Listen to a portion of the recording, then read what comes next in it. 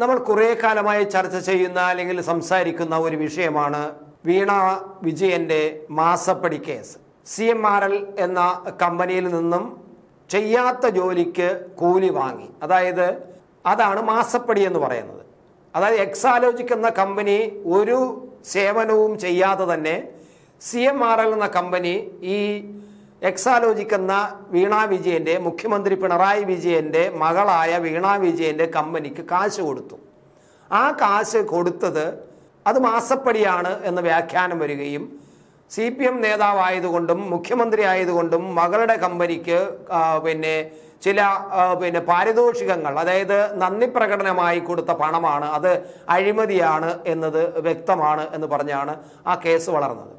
അത് പലതരത്തിൽ, അതായത് ആദായ നികുതി വകുപ്പിൻ്റെ ഇന്ററിം സെറ്റിൽമെന്റ് ബോർഡിൻ്റെ ആ വിധി പുറത്തു വന്നതോടുകൂടിയാണ്, അത് മനോരമ പത്രം ആ വാർത്ത പുറത്ത് വിട്ടതോടുകൂടിയാണ് ഈ വീണ വിജയൻ്റെ ഈ വിഷയം ഏറെയധികം ചർച്ച ചെയ്യുകയും വലിയ വിഷയമായി മാറുകയും ചെയ്തത്. പിന്നീട് ആ വാർത്ത ഇപ്പോൾ അവസാന നിമിഷം, അതായത് പല തരത്തിലുള്ള അന്വേഷണങ്ങൾ നടന്നു, പല ഏജൻസികൾ അന്വേഷണം നടത്തി, എന്നിട്ടും വീണ വിജയനെയോ അല്ലെങ്കിൽ മുഖ്യമന്ത്രി പിണറായി വിജയനെയോ ഒരു ചുക്കും ചെയ്യാൻ ഇവർക്ക് ആർക്കും സാധിച്ചിട്ടില്ല എന്ന ആരോപണങ്ങളും ആക്ഷേപങ്ങളും ഇപ്പോഴും നിലനിൽക്കുന്നുണ്ട്.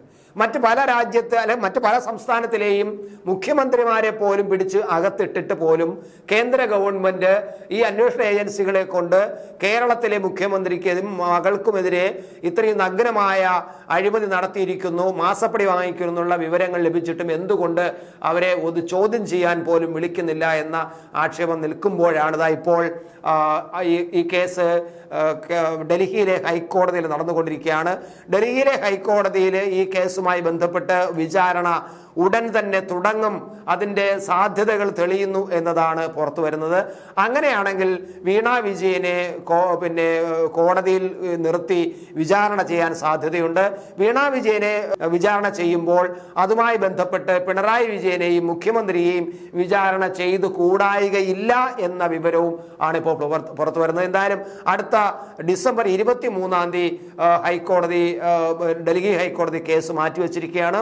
അവിടെ കഴിഞ്ഞ ഡിസംബർ 2 കോർപ്പറേറ്റ് കമ്പനി അവര് ഒരു സത്യവാങ്മൂലം ഈ ഹൈക്കോടതിയിൽ കൊടുത്തിട്ടുണ്ട്, ഡൽഹിക്ക് കൊടുത്തിട്ടുണ്ട്.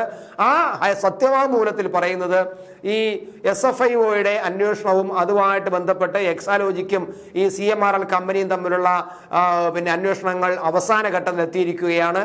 അത് വ്യക്തമായിട്ടും ഇതിനകത്ത് ഒരു ക്രമവിരുദ്ധമായ പ്രവർത്തനങ്ങൾ നടന്നിട്ടുണ്ട് എന്ന് തന്നെയുള്ള വിവരങ്ങളാണ്, അതിനുള്ള തെളിവുകളാണ് നമുക്ക് ലഭിച്ചിരിക്കുന്നത്. ഈ എക്സാലോജിക് കമ്പനി യാതൊരു സേവനവും CMRL എന്നുള്ള കമ്പനിക്ക് കൊടുത്തിട്ടില്ല, കൊടുത്തതായി രേഖയുമില്ല. അതിന്റെ ഭാഗമായിട്ട് കോടിക്കണക്കിന് രൂപ, നമ്മൾ അറിയുന്നത് വളരെ കുറച്ച് പണമാണ്, പക്ഷെ ഇപ്പോൾ ഈ അന്വേഷണത്തിൽ കണ്ടെത്തിയിരിക്കുന്ന 187 കോടി രൂപയോളം ഈ മാറ്റങ്ങൾ നടന്നിട്ടുണ്ട് എക്സാലോജിക്കും അതുപോലെ ഈ CMRL കമ്പനിയുമായി. ഈ 187 കോടി രൂപ എക്സാലോജിക്കിന് മാത്രമല്ല ഈ CMRL കമ്പനി കൊടുത്തിരിക്കുന്നത്, മറ്റു പല ആൾക്കാർക്കും, പല ഏജൻസികൾക്കും, പല സംഘടനകൾക്കും പണം മാറിയിട്ടുണ്ട്. ആ സംഘടനകളിൽ പലതും രാജ്യവിരുദ്ധ പ്രവർത്തനം നടത്തുന്ന, തീവ്രവാദ പ്രവർത്തനം നടത്തുന്ന ചില സംഘടനകളാണെന്നുള്ള വിവരവും ലഭിച്ചിട്ടുണ്ട്. അത്തരം കാര്യങ്ങളെല്ലാം ഹൈക്കോടതിയിൽ ഇപ്പോൾ ഈ SFIOയുടെ അന്വേഷണത്തിന്റെ ഭാഗമായി കിട്ടുന്ന രേഖകൾ വെച്ചിട്ട് കോർപ്പറേറ്റ് മാനേജ്മെന്റ് ഇപ്പോൾ ഹൈക്കോടതിയിൽ സത്യവാങ്മൂലം കൊടുത്തിട്ടുണ്ട്.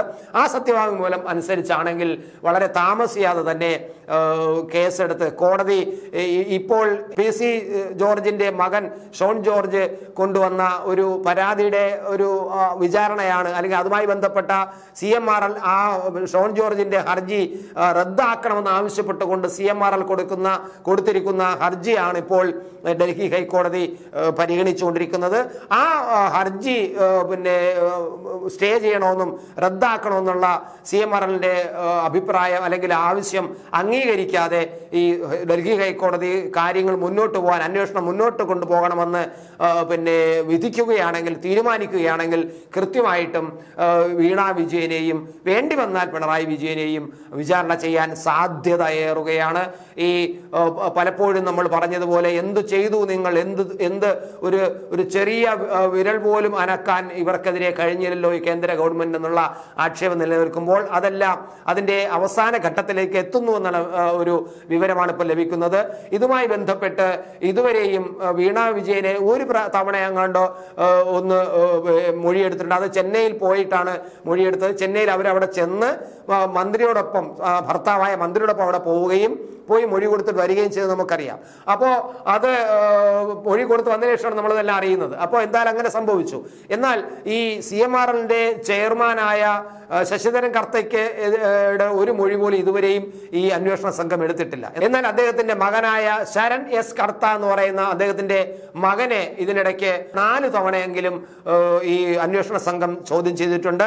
അതുപോലെ ഈ CMRLന്റെ ഉദ്യോഗസ്ഥരായ P സുരേഷ് കുമാറിനെ 6 തവണയും മറ്റൊരു സുരേഷ് കുമാറിനെ 9 തവണയും ചോദ്യം ചെയ്തിട്ടുണ്ട്. വീണ വിജയനെ ഒരു പ്രാവശ്യമാണ് ചോദ്യം ചെയ്തിരിക്കുന്നത്, അല്ലെ മൊഴിയെടുത്തിരിക്കുന്നത്.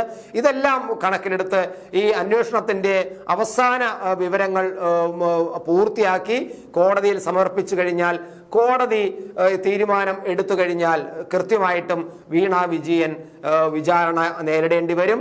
അങ്ങനെ വിചാരണ നേരിടുമ്പോൾ അത് കേരളത്തിൽ ഉണ്ടാക്കാൻ പോകുന്ന രാഷ്ട്രീയ പ്രത്യാഘാതങ്ങളും ചലനങ്ങളും എന്തായിരിക്കും എന്നത് നമ്മൾക്ക് ഇപ്പോൾ തന്നെ ചിന്തിക്കാൻ പറ്റുന്ന തരത്തിൽ ആയിരിക്കില്ല.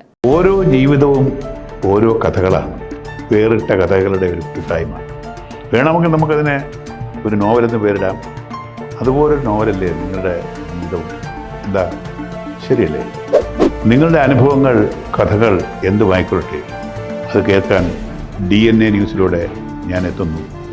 കഥ പോലൊരു ജീവിതം, അതിനായി ഞാൻ നിങ്ങൾക്ക് വേണ്ടി കാത്തിരിക്കുന്നു.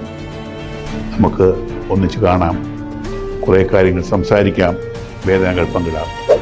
നിങ്ങളുടെ വിഷയങ്ങൾ, അനുഭവങ്ങൾ അത് ഞങ്ങളെ അറിയിക്കേണ്ട വിലാസം താഴെ കൊടുക്കും.